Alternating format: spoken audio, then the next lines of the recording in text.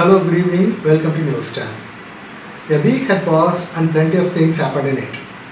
A brand new year, attack in US, virus outbreak in China, Bharat Gavaskar Trophy, Bangladeshi history corrections, and we got a lot to discuss about.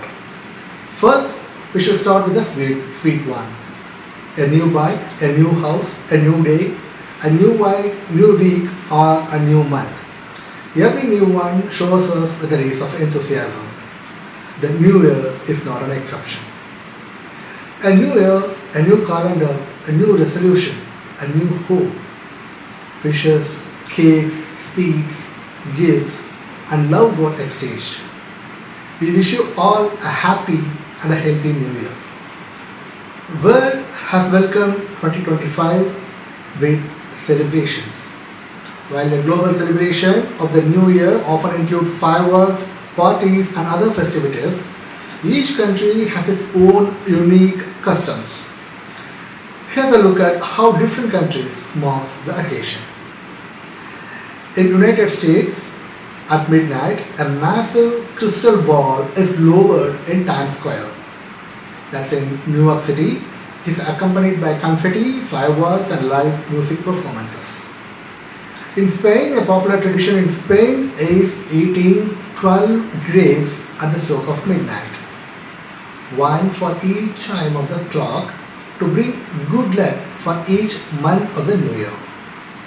In Brazil, people gather on the beach to celebrate in white clothing, which symbolizes peace, and also with fireworks and music too. Many jump over 7 waves for good luck. Then in Scotland, the Scottish celebration of the New Year is called as Hogmanay, and it is often more significant than Christmas. It involves a torchlight procession, fireworks, singing, and most importantly, first footing. What is first footing? The first person to enter a home after midnight brings gifts for the good luck. In Russia, a popular tradition in Russia is watching the president's speech on TV at midnight. In Germany, Bleigießen. This is a tradition where people melt lead or maybe another similar material and drop it into the cold water. The shape it forms is believed to predict the coming year's fortunes. In Mexico, like Spain, Mexicans also eat 12 grapes at midnight to ensure good luck for the coming year. Also, some people walk around their block with a suitcase to wish for travel in the coming year. In Greece, a special cake called Vasilopita. Vasilopita is baked with a coin inside. The person who finds the coin is believed to have good luck for the year. The first person to visit a Greek home after the New Year's Day is believed to bring the good luck. Okay, no matter where you are in the world, the arrival of the New Year is marked by a mix of reflection, celebration, and hope for the future. Let the New Year to bring all the goodness, and we move on to the next news. Here from sweeter news to a better one. The United States steps into 2025 with a series of dreadful events. 3 major events, each distinct in nature but tied together by their deadly impact. These incidents left 16 people dead and dozens injured across New Orleans, Las Vegas, and Queens, New York. First one was in New Orleans. On January 1st, 2025, New Orleans was shocked by a horrifying truck ramming attack during the New Year's celebrations in the French Quarter. The attacker, a 42-year-old US Army veteran, deliberately drove a pickup truck into a crowd, killing at least 15 people and injuring many more. What was even more alarming was the ISIS flag found on the truck, suggesting that this may not just an isolated incident of vehicular violence, but possibly a terrorist act inspired by extremist ideologies. Second one, on the same day, a Tesla Cybertruck exploded outside the Trump Hotel in Las Vegas. The driver, identified as another US veteran, died in the explosion, while 7 others were injured.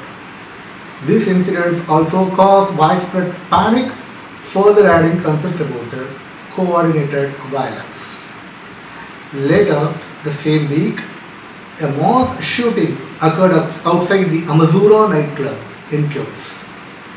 10 people were injured, though fortunately none of the victims were in critical condition. So, are these attacks linked? At first glance, the incidents in New Orleans, Las Vegas and Queens appear to be isolated events. However, certain commonalities such as the involvement of military veterans and the possibility of extremist motivations, these incidents ask for further investigation into any potential links between them. Meanwhile, Indian Prime Minister Mr. Narendra Modi called for the New Orleans truck attack a cowardly one, and also said his thoughts and prayers were with the victims and their families. Okay, let's move on to the next one. Can the history be modified? Is the history flexible? It does sometimes, in the hands of political dynamics. Bangladesh has now introduced new textbooks stating that Zia-ur Rahman, the deceased husband of Bangladeshi Nationalist Party chief Khaleda Zia, declared the country's independence in 1971. According to the report, the new textbooks have also removed the title of Father of the Nation from Mujibur Rahman. Since 2010, the textbooks under Sheikh Hasina's rule had stated that her father, Sheikh Mujibur Rahman, declared the independence via wireless message before being arrested by the Pakistan Army. Professor Rizal Hassan, chairman of the National Curriculum and Textbook Board, said the new textbooks will state that in 1971, Zia-ur Rahman declared the independence of Bangladesh, and on March 27, he made another declaration of independence on behalf of Bangabandhu. According to the writer and researcher Rekal Raha, who was involved in the process of making changes in the textbooks, said they tried to free the textbooks from exaggerated, imposed history. So what the supporters of Awami League believes is that Sheikh Mujibur Rahman made the announcement, and Zia-ur Rahman, who was an army major at that time and later he became sector commander of the Liberation War, merely read out the declaration upon Mujibur Rahman's instructions. Earlier, Bangladesh decided to start the process of erasing the image of Sheikh Mujibur Rahman from its currency notes as it traces out the world notes, and also cancelled a national holiday on August 15, which marks the assassination of the late Mujibur Rahman.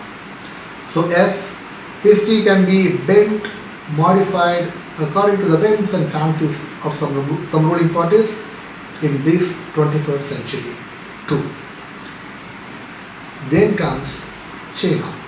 China is known for its inventions, be it paper making, printing, gunpowder, porcelain, silk, tea, and the list is too many.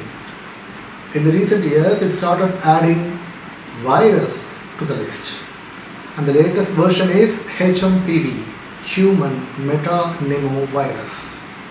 China is currently experiencing an increase in respiratory infections, notably due to HMPV.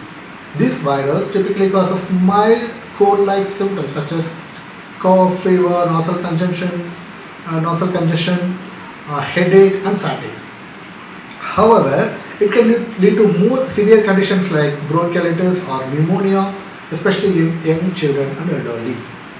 Recent data from the Chinese National Disease Control and Prevention Administration indicates a rise in the HMPV cases, particularly among children under 14 in northern provinces. Despite circulating videos suggesting overwhelmed hospitals, Chinese authorities, as usual, and also the World Health Organization have stated that there is no evidence of a large-scale outbreak. Hope that should be true. They attribute the increase to common seasonal patterns of respiratory illness during winter. Currently, there is no vaccine for HMPV. Preventive measures include practicing good hygiene, such as regularly washing our hands, avoiding close contact with the infected individuals, and maintaining overall health to reduce the risk of infection. In India, health officials are monitoring the situation, but they advise against any panic. Thankfully, they are advising the people not to get panic about this outbreak in the China. An official from the Directorate General of Health Services emphasized that HMPV is similar to other respiratory viruses, causing the common cold and may lead to flu-like symptoms in vulnerable populations. So guys, there is no need to be panic. That should be the case because the world is not ready to face another outbreak again. Okay, let's go to the sports column. At the close of second day of the fifth and final test of Border Gavaskar Trophy, India holds a lead of 145 runs with 4 wickets remaining in their second innings.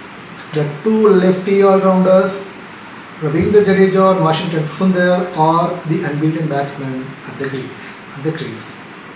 Earlier, the day 2 saw a gripping contest between bat and the ball. Australia's lower order, led by the debuted Webster's half-century, managed them to take the score to 181 in their first innings. India, with a slim lead of 4 runs, began their second innings. Indian openers again failed to impress. While Shubman Gill giving away his wicket with a T20 shot, Australians again found the Achilles heels of Virat Kohli, edging an outside off-stump ball to the slip corner. After reducing to 78 for 4, Rishabh Pant played a counter-attacking knock, scoring a rapid 33 ball 61. With Australia leading the series 2-1, India needs to win this match to retain the trophy. Let's see what happens on the remaining days. That's all we have today. Thanks for watching. Good night.